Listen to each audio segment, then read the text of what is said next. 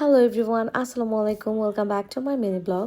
তো আজকে আমি ইফতারের সময় শুধুমাত্র তেহারি রান্না করেছি, কারণ প্রতিদিন ভাজা পোড়া খেতে একদমই ভালো লাগে না। এই জন্য কিন্তু আমি সরিষার তেল দিয়ে ইজি ওয়েতে দারুণ মজার এই সরিষার তেলের তেহারি রান্না করেছি।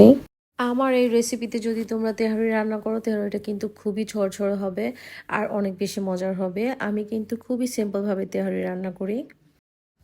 তেহারি বিরিয়ানি আমরা কিন্তু সবাই রান্না করতে পারি, এজন্য কিন্তু আমি রেসিপিটা শেয়ার করিনি, জাস্ট অল্প কিছু ক্লিপ নিয়ে এখানে দিয়েছি। তো লাস্টে একটু গুঁড়া দুধ দিয়ে দিয়েছি, এতে করে কিন্তু তেহারির যে কালারটা সেটা কিন্তু সাদাটে আসবে, একদমই ডার্ক হবে না।